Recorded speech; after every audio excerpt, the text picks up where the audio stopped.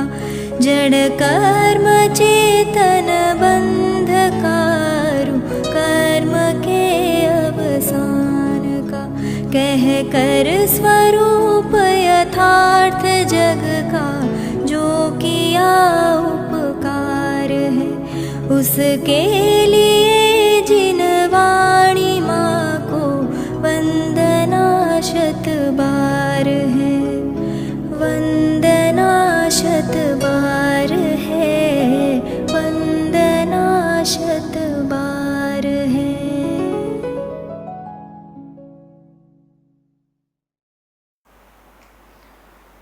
ओम नमः सदेभ्यः ओम नमः सदेभ्यः ओम नमः सदेभ्यः।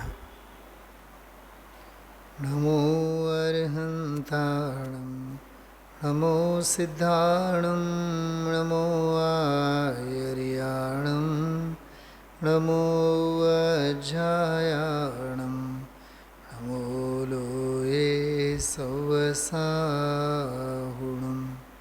मंगलम भगवान वीरो मंगलम गौतमो गणे मंगलम कुंद कुंदार्यो जैन धर्मोस्तु मंगलम सर्वमंगलमांगल्यं सर्वकल्याणकारकं प्रधानं सर्वधर्माणां जैनं जयतु शासनं जैनं जयतु शासनं।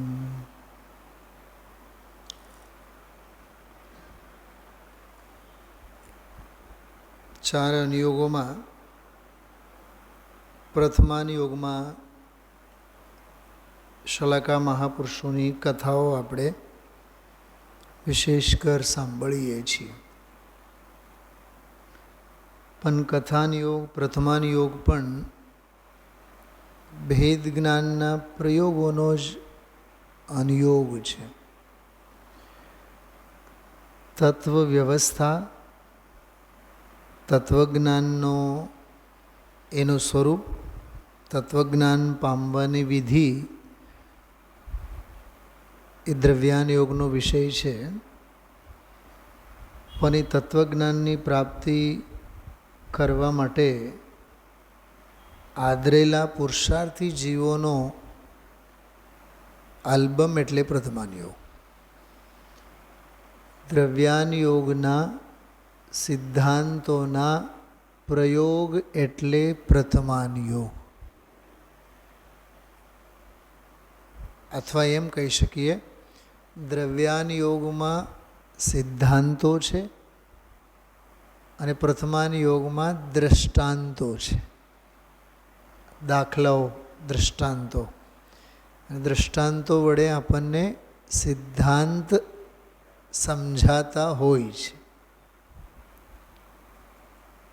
આમના જે 74મી ગાથા ચાલી આજે ગઈકાલે પરમ દિવસે, એમાં ઓલો વમળનો એક દાખલો હતો। વમળનો દાખલો, ચાલતો નીકળતો જહાજનો દાખલો, જહાજ વમળમાં અટવાયેલો છે, વમળે એને પકડી પાડ્યું છે, એવી બધા દૃષ્ટાંતો હોય।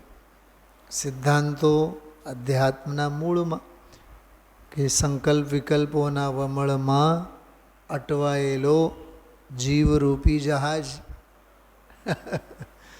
અને ગતિ કરતો છે ને, ગમન કરતો છે, ગંતવ્ય તરફ વધતો જતો જહાજ છે। એમ જાણવા દેખવા રૂપ ગતિએ ગમન કરતો જીવ કારણ વિના ઓલા સંકલ્પ વિકલ્પના વમળમાં ફસાયેલો રહે છે। આમ તમે જુઓ તો સર્વભોગ્ય દ્રષ્ટાંત છે, પણ સર્વભોગ્ય દૃષ્ટાંતમાં સિદ્ધાંત કેટલા સૂક્ષ્મ, સમજવા જેવા, ઘા વાગે। એ દૃષ્ટાંતના ચારેય બાજુથી આપણે વિચારીએ ને, ખ્યાલમાં આવ્યો?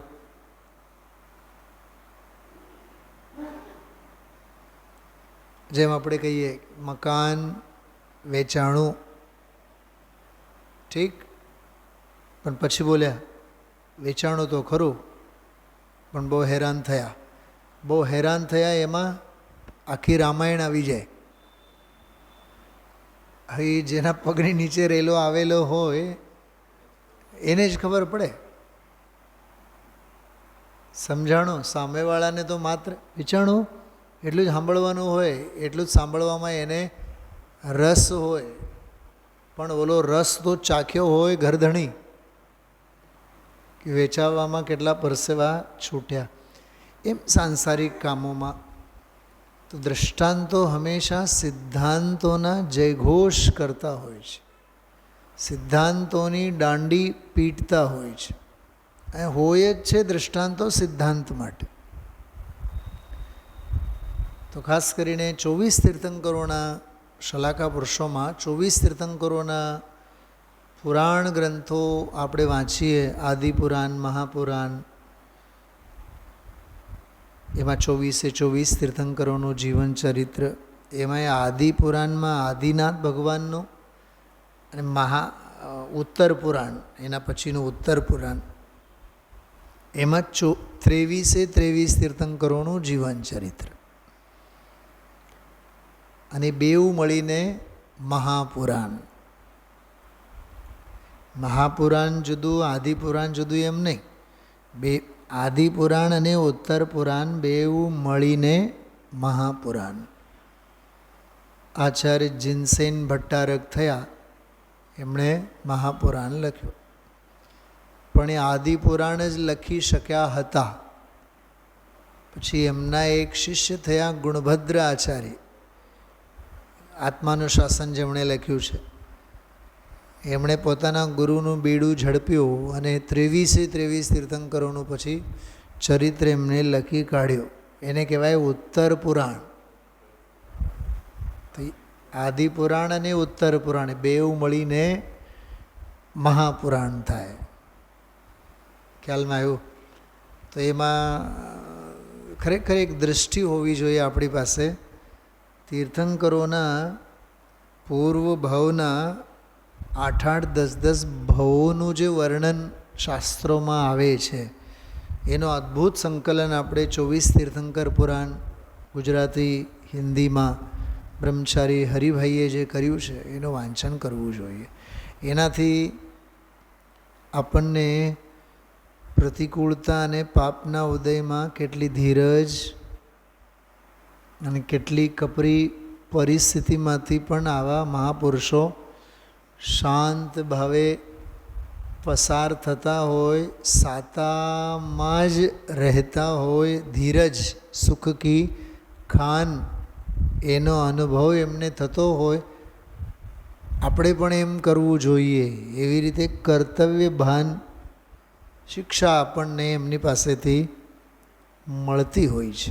માટે મહાપુરુષોના પુરાણ ગ્રંથોનો અભ્યાસ ચોક્કસ કરવો જોઈએ. રત્નગણ શ્રાવકાચારમાં બીજો અધ્યાય છે, એનું નામ છે સમ્યક જ્ઞાન અધિકાર. એ બીજા અધિકારમાં, સમ્યક જ્ઞાન અધિકારમાં શ્લોક માત્ર 5 જ છે. 5 શ્લોકોમાં અધિકાર પૂરો. 3 પાનાનો અધિકાર છે સમ્યક જ્ઞાનનો. મને તો ઘણીવાર વિચાર આવે કે સમંતભદ્ર આચાર્ય દેવ, સમંતભદ્ર દેવ જેવા સમંતભદ્ર સ્વયંભૂ સ્તોત્રમાં, સ્તુતિ વિદ્યામાં વગેરે જ્ઞાનનો, અનેકાંતનો, સાદવાદનો, વસ્તુ વ્યવસ્થાનો મહિમા ગાતા થાકતા નથી. સર્વજ્ઞની સિદ્ધિ આપ્તમીમાંસા દેવાગમ સ્તોત્રમાં એમણે સૌથી પહેલી કરી. 1800-2000 વર્ષ પહેલાંના છે. આચાર્ય કુંદકુંદેવના શિષ્યોમાંના છે. આપ્તમીમાંસા એમણે લખી, સ્વયંભૂ સ્તોત્ર લખ્યું, સ્તુતિ વિદ્યા લખી, ચરણાનિયોગનો ગ્રંથ એમણે લખ્યું રત્નગણ શ્રાવકાચાર્ય.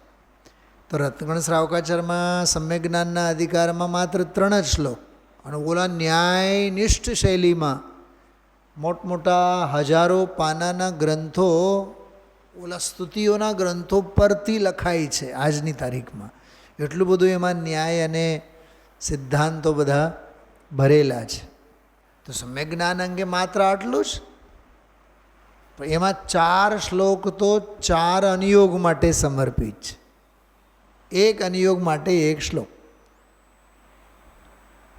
એક અનુયોગની માત્ર ટૂંકી વ્યાખ્યા. પ્રથમાનુયોગ કોને કહેવાય?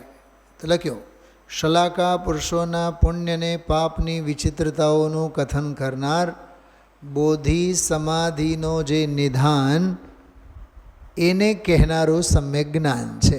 એટલે સમ્યક જ્ઞાન પ્રથમાનુયોગ આવું કહે છે, જણાવે છે. ખ્યાલમાં આવ્યું? પ્રથમાનુયોગમર્થાખ્યાનમ ચરિતમ પુરાણમપી પુણ્યમ બોધિ સમાધિ નિદાનમ બોધતિ બોધ સમીચીન. કે બોધિ સમાધિ નિધાનમ, કે બોધિ અને સમાધિનો જે નિધાન છે. તમારે બોધિ અને સમાધિનો નિધાન એને સમજાવવા માટે બીજો 1 કલાક જોશે. બોધિ એટલે રત્નત્રય. તો રત્નત્રયની પ્રાપ્તિ એટલે બોધિની પ્રાપ્તિ, અને ભવાંતરમાં તેના સંસ્કારો સાથે લઈ જવાય એનું નામ સમાધિ, અથવા એ બોધિ સાથે મરણ થાય એનું નામ સમાધિ મરણ. નમોકાર મંત્રની માળા જપતા જપતા દેહ છોડવું એ સમાધિ મરણ નહીં. બાપુજીએ તો છેલ્લે તો જળ પણ છોડી દીધું. ખાતા તો હતા જ નહીં, ખવાતું હતું જ નહીં એમ બોલો ને. જળ પણ સધતું નહોતું એમ કહો ને. દેહ જળને પણ સહન કરી નહોતું શકતું. જળ એને ક્યાં છોડ્યા? દેહે જળ સ્વીકારવાનું છોડ્યું હતું.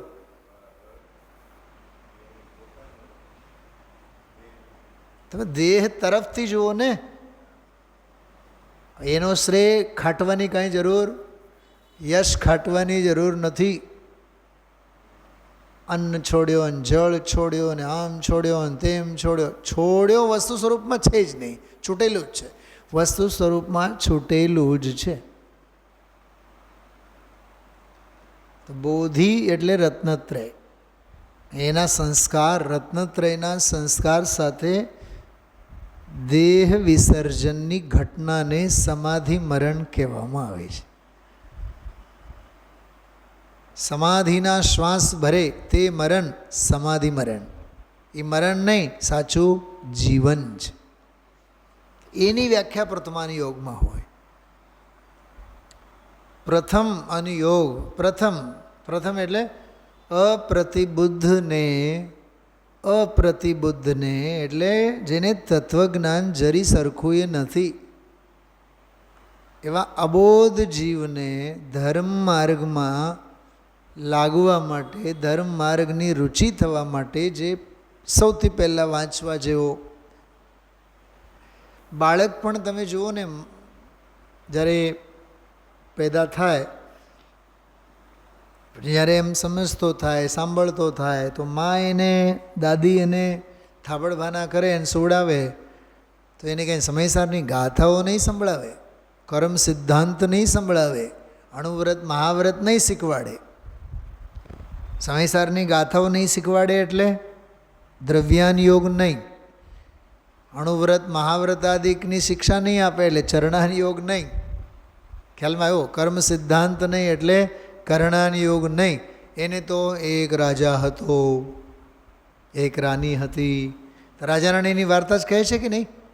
પ્રથમાન યોગ. એ અપ્રતિબુદ્ધ છે, બાળક અબોધ છે, માટે એને પ્રથમાન યોગની વાર્તાઓ વડે એને શિક્ષા આપવામાં આવે. તો 24 તીર્થંકરોના જીવન ચરિત્રમાં એક વજ્રજંગ ચક્રવર્તી, તીર્થંકર પાર્શ્વનાથનો જીવ. તો વજ્રજંગ ચક્રવર્તી જ્યારે હતો, તો વજ્રજંગ ચક્રવર્તીના જીવનમાં કેવો જેને દીક્ષાનો પ્રસંગ બન્યો અને એમણે દીક્ષા કેવી રીતે લીધી એની એક અદ્ભુત ઘટના છે વૈરાગ્ય ભાવનાના નામે. વૈરાગ્ય પાઠ સંગ્રહ, આમાં પાનું છે 16 અને 17. એક બે સ્વાધ્યાય આમાં થશે, આનંદ લેશું. જો વાર્તા કેટલી છે ખબર? એક રાજા હતો જે ચક્રવર્તી હતો. જંગલમાં ગયો, એને ક્ષેમંકર નામના મુનિરાજના દર્શન થયા. ક્ષેમંકર મુનિરાજના શ્રી મુખેથી ધર્મોપદેશ સાંભળીને એને દીક્ષા લેવાના ભાવ થયા અને એને દીક્ષા લઈ લીધી. 6 ખંડ અને વૈભવ, રાજપાટ બધું છોડી મૂકીને જૈનેશ્વરી દીક્ષા લઈને જંગલમાં જતા રહ્યા. વાત પૂરી. એટલું જ છે. વૈરાગ્ય ભાવનાની મૂળ વાર્તા એટલી જ.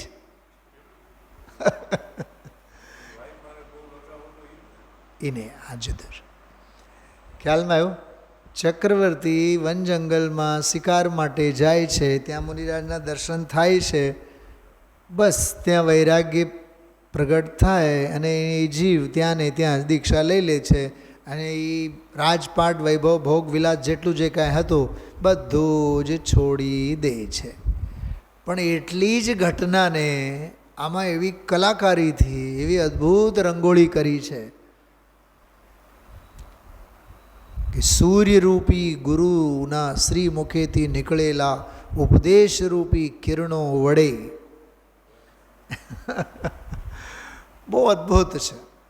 પછી જેમ એ ઉપદેશ સાંભળે છે તેમ ઓલા જીવને પ્રભાવ, એ કેવો વિચારતો થાય.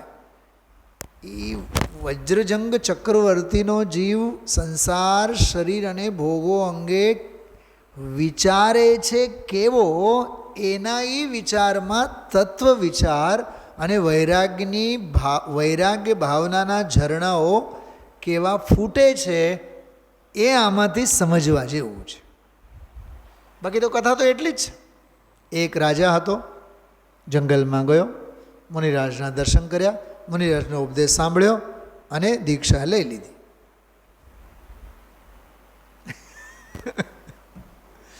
મને તો ઘણીવાર વિચાર આવે, આવી વાર્તાઓ અને આવા પ્રકરણો પર્યુષણ પર્વના દિવસોમાં કલાકના સ્વાધ્યાય સ્વરૂપે લેવા જોઈએ. એટલે સમાજને અને દુનિયાને ખબર તો પડે કે વૈરાગ્ય કોને કહેવાય. પણ નથી. એ દિવસોમાં એ જીવોના સભામાં પહોંચવાના ભાગ્ય હોય, વિશેષ વક્તાઓના યોગ હોય, પણ એમાં આ જાતનો ભેદ વિજ્ઞાન, આ જાતનો વૈરાગ્ય અને આ પ્રકારનો બધો ઔપચારિકતાની ઔપચારિકતામાં જ પર્વના દિવસો બધા પૂરા થાય. ચલો માણીએ છીએ આપણે. પાન નંબર 16 છે. જિનેન્દ્ર અર્ચનામાં પણ આ વૈરાગ્ય ભાવના પાઠ છે. બરાબર. મહારિગી જ્યાં પૂરું થાય ત્યાર પછી છે. આપણી પાસે તો બધા પાસે ગ્રંથ છે જ. આપ લેજો, જો લાભ. બીજ રાખ ફલ ભોગવે જો કિસાન જગમાય, ત્યોં ચક્રી નૃપ સુખ કરે ધર્મ વિસારે નાય. એ બહુ માર્મિક સિદ્ધાંત આમાં આ દોહરામાં સમજાયું. પહેલાં દૃષ્ટાંત સાંભળ્યો આમાં પહેલી લીટીમાં. કિસાન, ખેડૂત. તો ખેડૂત જે બીજ વાવે છે,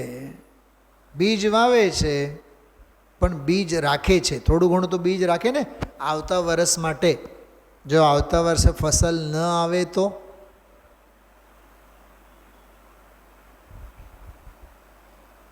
મેં તો જોયા છે, નજરે જોયા છે કે આવતા વર્ષના વાવણી માટે રીતસર ઓલા 5-5, 6-6 ફીટની જે ભીંતો હોય ને દિવાલો, એમાં ઓલા જુવાર, બાજરા, ચણા માટીમાં બધું આમ ભેગા કરી મિક્સ કરી આખું આમ દાટી દે. ભીંતોમાં દાટી દે રીતસર. માંડવી સિંગ હોય ને, સિંગ દાણા પછી મોંઘા થાય, મળે નહીં મળે, એટલે રીતસર ઘરમાં એક ઓરડીમાં એક ખૂણે આખું ઓલું બાંધીને, ઓલું વેતનું હોય ને એ આખું બાંધી એમાં આખી બોરી ગુની 2 ગુની 4 ગણી એટલું બધું એમાં ભેગું કરીને રાખે, સડે નહીં. હા બોલો, એ બીજ રાખ એટલે બીજ રાખીને પછી ભલ ભોગવે. આપણી ભાષામાં કહીએ તો આજકાલની ભાષામાં બેંકમાં મૂડી રાખીને પછી શું કહેવાય, વ્યાજ. હા, વ્યાજ વટાવે. હા એફડી મૂકીને પછી જે વ્યાજ આવે, વ્યાજના ખર્ચે પછી જીવન ચલાવે, ગુજાર કરાવે. બધા એમ જ કરે છે. હા, એફડી રાખ એફડી રાખ પછી શું કહેવાય એને, વ્યાજ. હા, એફડી રાખ ને વ્યાજ વટે. સમજાય છે? એફડી ફિક્સ ડિપોઝિટ મૂડી રાખીને પછી વ્યાજે જીવન ચલાવે. એમ અહીંયા કહે છે, ત્યો કિસાન જગમાય ત્યો ચક્રી. આહા, હવે શું કોની વાત કરવા માગે છે આ? તેમ ચક્રવર્તી પણ. કોણ? આ વજ્રનાભી ચક્રવર્તી. ત્યો ચક્રી નૃપ સુખ કરે ધર્મ વિસારે નાય. સુખ કરે એટલે સાંસારિક સુખો ભોગવે. સમજો આ વાતને. એ સાંસારિક સુખને તો ભોગવે, પણ આ વજ્રનાભી ચક્રવર્તી ટૂંકમાં સંસાર કરે. ઘર હોય, પરિવાર હોય, સ્ત્રી પુત્ર, રાજપાટ બધું જ હોય. સુખ કરે એટલે સાંસારિક જીવનને જીવે, સંસાર જીવી જાણે. પણ આ રીતે, કેવી રીતે? ધર્મ ભૂલ્યા વિના. શું સમજાણું? એટલે ધર્મની મર્યાદાને રાખીને. અમારા ગુરુજી એક બહુ સરસ દોહરા બોલતા. અમે જયપુર જતા પહેલાંની વાત છે, આમ બહુ નાના હતા, 3જા 4થા 5મા 6ઠા ધોરણમાં. ત્યારે એવું બોલતા, ધર્મ કરત સંસાર સુખ, ધર્મ કરત નિર્વાણ. ધર્મ કરત સંસાર સુખ. ધર્મ કરતાં કરતાં જ સંસાર સુખને ભોગવવાનું. ટૂંકમાં સંસાર ભોગવવા પાછળ ધર્મ ભૂલાઈ ન જવું જોઈએ. ધર્મ કરત સંસાર સુખ, ધર્મ કરત નિર્વાણ. ધર્મ પંથ સાધે બિના. જો તમે ધર્મ પંથને નહીં સાધો, નર તિર્યંચ સમાન. ગુરુદેવશ્રીની ભાષામાં ઢોરના, પશુના અવતાર છે, જો ધર્મ નથી તો. એક ભજન પણ છે બહુ સરસ, લેશો આપણે કાલ પરમ દિવસે શરૂઆતમાં જ. ધર્મ બિન કોઈ નહીં અપના. બહુ પ્રાચીન ભજન છે. બહુ મને તો એ પ્રાચીન ભજન એટલા આમ સ્પર્શે ને હૃદયને. એમાંય હમણાં વિતરાગવાની એના ઉપર બધા જૂના પ્રાચીન ભજનો 10 તો કંઈક આલ્બમ નીકળ્યા છે. 10 આલ્બમમાં સમજો ને 7-8 એટલે 70-80 જેટલા થાય એટલા બધા પ્રાચીન ભજનો બધા બહાર પડ્યા છે. એમાં એક છે આ, ધર્મ બિન કોઈ નહીં અપના. ધર્મ વિના આપણો કોઈ નથી. ધર્મ એટલે શીલ, ધર્મ એટલે સ્વભાવ, ધર્મ એટલે આત્મા. ખ્યાલમાં આવ્યું? ધર્મ એટલે વીતરાગતા, ધર્મ એટલે રત્નત્રય, ધર્મ એટલે સ્વરૂપનો અનુભવ, સ્વભાવ, વીતરાગ ભાવ, જ્ઞ ભાવ, જ્ઞાયક ભાવ, જ્ઞાતા ભાવ. તો ધર્મ કરત સંસાર સુખ, ધર્મ કરત નિર્વાણ. સમજાણું ને? એમ અહીંયા કહે છે, ત્યું ચક્રી નૃપ સુખ કરે ધર્મ વિસારે ના. ખ્યાલમાં આવ્યું? ફરી એકવાર છંદ આપણે બોલીએ. બીજ રાખ ફલ ભોગવે જો કિસાન જગમાં ત્યો ચક્રી નૃપ સુખ કરે ધર્મ વિસારે હવે જે ગ્રહસ્થ આપણે બધા 24 કલાકમાં ધર્મની આરાધના માટે સમય કેટલો? જનરલી વિચાર કરો, કલાક પણ એના ઉપર પણ કાપ મુકાય છે કે નહીં? આજે સવારનો સ્વાધ્યાય તો છૂટી ગયો એટલે સવારનું કલાક તો ગયું. આજે મંદિરે જવાનું નહીં એટલે દર્શને રહી ગયા અને સ્વાધ્યાય રહી ગયો. તો 24 કલાકમાં જે 1 કલાક સવારનું તો ગયું ને. અને સાંજની તો પછી કંઈ પદ્ધતિ જ નથી આપણામાં કે દર્શન થવા જોઈએ કે સ્વાધ્યાય કરવો જોઈએ. હા, એને જનરલી વાત કરો છો. આપણે ગુજરાતમાં તો આમ સંધ્યા વંદન, સામાયિક દર્શન, અરે શ્રાવકાચારનો નિયમ છે, શ્રાવકાચારનો નિયમ છે. એ 24 કલાકમાં સવાર અને સાંજ 2 વખત જિનેન્દ્ર ભગવંતોના દર્શન. સવારે પૂજન હોય પણ સંધ્યાએ ભક્તિ, પ્રાર્થના, સામાયિક, પ્રતિક્રમણ, ઘડીક સ્વાધ્યાય બેસીને કરે. તો આપણી તો આ કેટલી સ્વસ્થ પરંપરા છે, 2 વખતનો સ્વાધ્યાય. માત્ર દર્શન કરીને જતા રહ્યા એ નહીં, પણ ઘડીક આત્મચિંતન, મનન, સ્વાધ્યાય 2 વખત. આખા દિવસના પાપને ધોવા માટે સાંજનો ખોરાક અને રાત સમયના વિશે ભોગો સંબંધીના દુષ્કર્મને ધોવા માટે સવાર કે દિવસની શરૂઆત માટે. તો સ્વાભાવિક છે ને. ડૉક્ટરો પણ દવા જે આપે કે સાંજનો આ, સવારનો આ, 2 ટાઈમનો તો ખોરાક આપે જ કે નહીં. તો જ્યારે શરીર સ્વસ્થતા માટે, દેહની સ્થિતિ માટે 2 વખતના તો ખોરાક હોય જ, દવા હોય જ. એમ સ્વાધ્યાય પણ 2 વખત. જિનેન્દ્ર ભગવંતોનો સત્સંગ પણ 2 વાર હોય. એટલે સમજે તો છે, બાકી તો નહીં. સમજનાર માટે બધું છે, નહીં સમજનાર માટે કાંઈ છે જ નહીં. હવે વાત આપણે શરૂ કરીએ. કયા ચક્રવર્તી? વજ્રનાભી ચક્રવર્તી. વજ્રનાભી ચક્રવર્તીનો અદ્ભુત વૈરાગ. પછી હું તમને કાલ પરમ દિવસે એની મૂળ કથા પણ સંભળાવીશ. આનો જ વિસ્તાર થોડો, પણ આ કાવ્યમાં છે.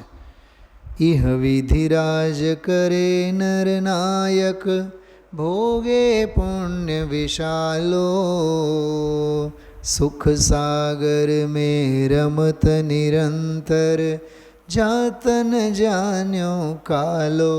જો કેટલી સરળ. ઇહ વિધિ એટલે આ પ્રકારે, આ પ્રકારે એટલે ધર્મને ભૂલ્યા વિના. પહેલી પંક્તિમાં કીધું ને, ત્યો ચક્રી નૃપ સુખ કરે, ધર્મ વિસારે ના. ઇહ વિધિ આ પ્રકારે રાજા રાજ કરતો હતો. નરનાયક એટલે ચક્રવર્તી, નરનાયક એટલે ચક્રવર્તી. અને ભોગે પુણ્ય વિશાલો, 6 ખંડને એ ભોગવતો હતો. સુખ સાગર મેં રમત નિરંતર. ઓહો, જો આ અંદરના સુખ સાગરની વાત ચાલે, સાંસારિક નહીં. આત્મિક સુખ સાગરમાં હંમેશા ડૂબકી મારનારો.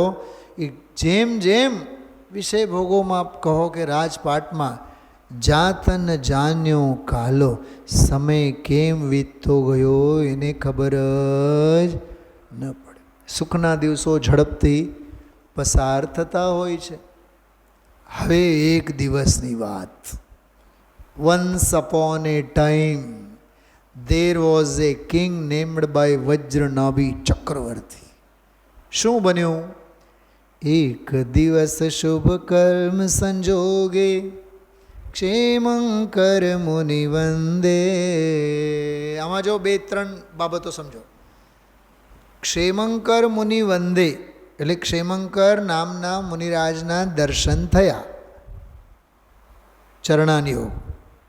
કર્મ સંજોગે, કર્ણાનિયોગ. આને કર્મ સંજોગ કહેવાય.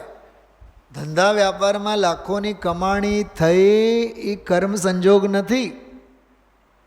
સમજાય છે? એ સંસારનો સંયોગ છે. કર્મ એટલે પુણ્ય કર્મનો. જો અમે લખ્યું છે શુભ કર્મ, તો શુભ કર્મનો સંજોગ કોને કહેવાય? કે મુનિરાજના દર્શન થયા ત્યારે કહેવાય. તમારા કર્ણાનિયોગ જો કેવો છે.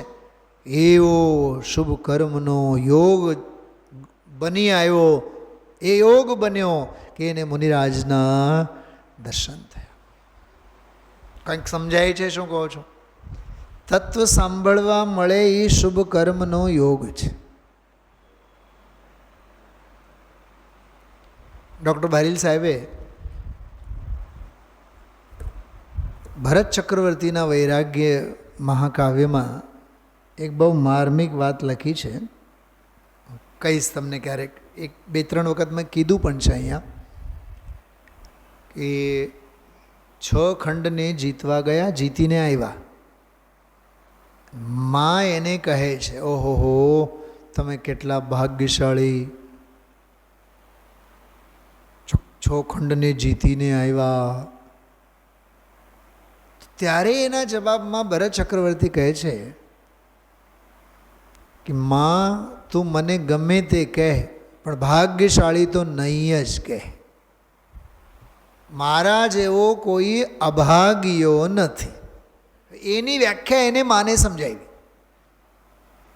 કે જેના પિતાશ્રી, ધર્મપિતા પિતાશ્રી તીર્થંકર થઈને સમોશરણમાં વિરાજતા હો, એનો સૌથી મોટો દીકરો 60,000 વર્ષ માટે 6 ખંડને જીતવા જાય, જેને ભગવાનની વાણી સાંભળવા માટે પણ સમય નથી, એને ભાગ્યશાળી ન કહેવાય. જેને સવાર બપોર સાંજ તત્વની વાત કાને પડે છે, એ જીવો ભાગ્યશાળી છે. હું ભાગ્યશાળી નથી. એ પોતાની જાતને અભાગ્યો કહે છે ચક્રવર્તી. એ વૈરાગ્ય મહાકાવ્યમાં આખો પ્રકરણ લીધું છે. ચક્રવર્તીનું ચિંતન કેવું છે? આત્મિક લાભ એ કર્મનો ઉદય છે, શુભ કર્મનો ઉદય છે. સાંસારિક લાભ એ કોઈ શુભ કર્મનો યોગ નથી. તો ચિંતનમાં પણ ક્વોલિટી, તાત્વિકતા હોવી જોઈએ. માત્ર ભૌતિક રીતે નહીં વિચારવાનો આપણે. હું તો સાચી વાત કહું, ભૌતિક રીતે લાભ માનનારો એ બહિરાત્મા, અને આત્મિક સાધના અને સિદ્ધિ તરફથી વિચારનારો એ અંતરાત્મા. તત્વ મળવો જોઈએ ને. એમ અહીંયા મુનિરાજના દર્શન થયા ને. હવે જો બીજો એક વાક્ય છે બહુ સરસ, સાંભળજો. ભાગ્ય હોય તો ગુરુના દર્શન થાય, મહાભાગ્ય હોય તો ગુરુ વાણીનો યોગ બને. શું કીધું? ભાગ્ય હોય તો મુનિરાજના દર્શન થાય, મહાભાગ્ય હોય તો ગુરુના વાણીનો યોગ મળે. જો આ જીવને બેવું છે, ભાગ્ય યોગે મુનિરાજના દર્શન થયા, અને હવે મહાભાગ્યે એના શ્રી મુખેથી એને વાણી પણ સાંભળવાનો યોગ છે. એક દિવસ શુભ કર્મ સંજોગે ક્ષેમંકર મુનિ વંદે, દેખે શ્રી ગુરુ કે પદ પંકજ લોચન અલી આનંદે. એના ચરણ કમલ દર્શન કરીને લોચન અલી, અલી એટલે ભમરા, એના નેત્રરૂપી ભમરાઓ આનંદિત થયા, પુલકિત થયા. એમ નેત્રોને, આંખોને ભમરા સાથેની સરખામણી કરી. તીન પ્રદક્ષિણ દે શિરનાયો, કર પૂજાથી તિકીની. 3 પ્રદક્ષિણા કરી એમણે પૂજા કરી અને સ્તુતિ પણ કરી. સાધુ સમીપ વિનય કર બેઠ્યો. આહા, જો તત્વજ્ઞાન મેળવવાની આ ચાવી. શું કીધું? મેં હમણાં એક બહુ સરસ સફર દરમિયાન, પ્રવાસ દરમિયાન મેં એક પ્રસંગ વાંચ્યું. મેં, તમે લોકોએ પણ કદાચ વાંચ્યું હોય.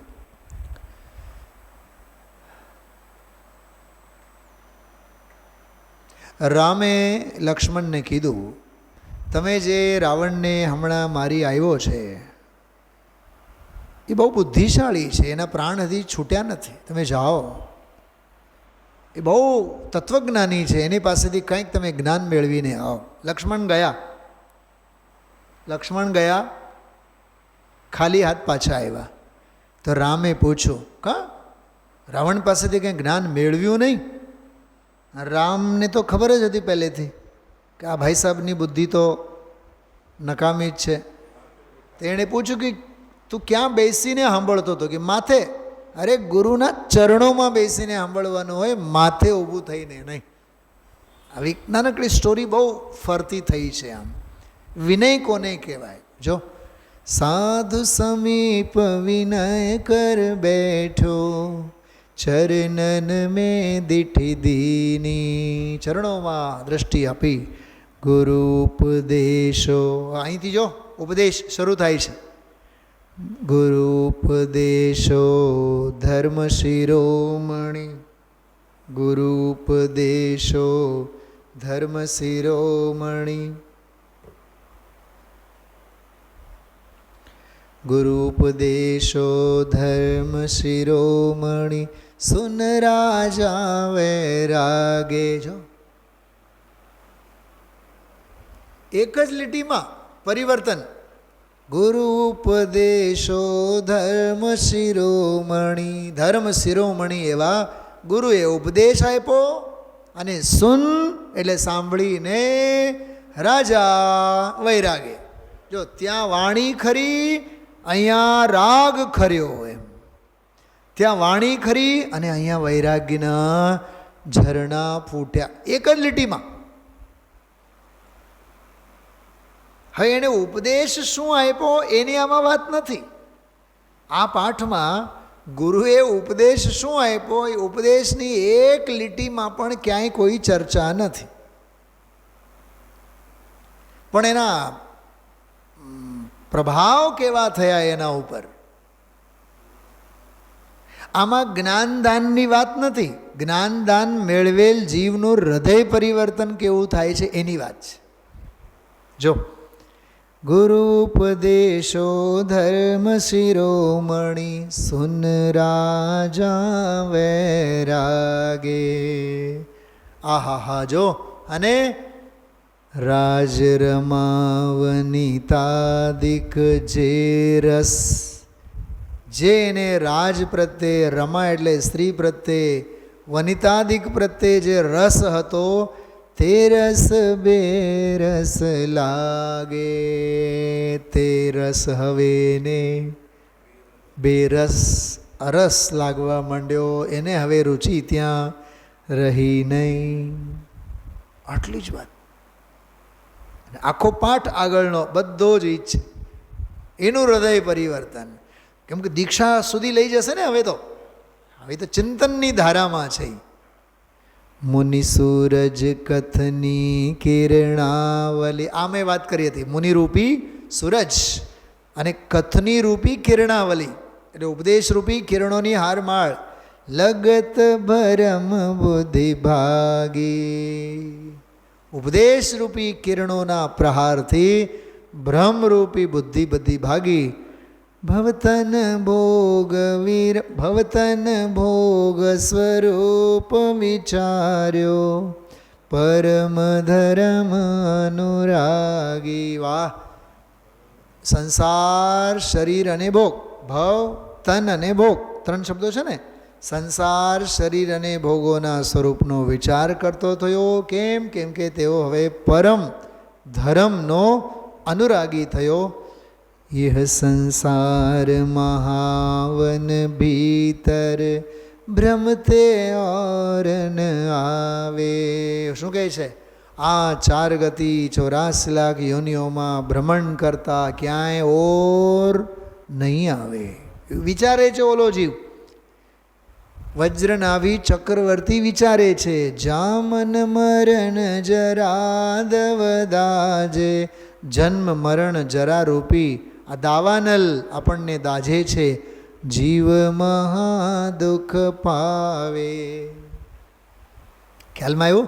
આ 4 કાવ્યોમાં બધી જ મૂળ ચર્ચા એવી રીતે ક્ષેમંકર મુનિરાજના દર્શન કર્યા, એમનો ધર્મોપદેશ સાંભળવા મળ્યો, અને સાંભળતા વેત જ આ જીવ વૈરાગ્ય ભાવનાનું ચિંતન શરૂ કર્યું.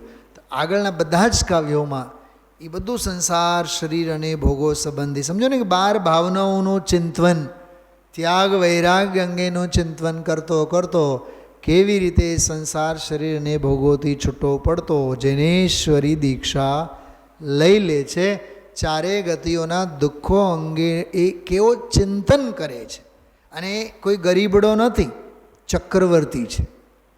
ચક્રવર્તીની આવી વૈરાગ્ય ભાવના હોય, સંસાર શરીર અને ભોગો સંબંધી આવું ચિંતન એક ચક્રવર્તી, ક્યાં સુખની એને કમી છે અને ક્યાં આપણને દુઃખની કમી છે કે આવા દુઃખના દાળિયા દળતા પણ આપણને વૈરાગ્યના વિચારો નથી આવતા. એને માટે આપણે આવતીકાલથી મળશું. ઓમ નમઃ સિદ્ધિબેન.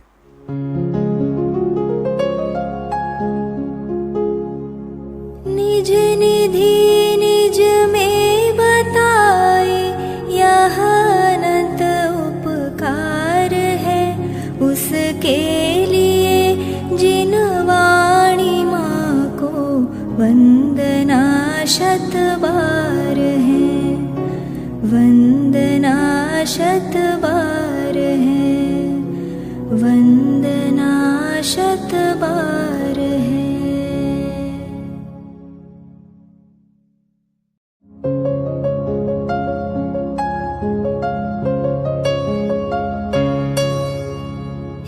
जिन वाणी भारती तो ही जपो दिन रैन, जो तेरी शरणा गहे सो पावे सुख चैन. जा वाणी के ज्ञान ते सूझे लोकालोक, सो वाणी मस्तक नवो सदा देत हो ढोक, सदा देत हो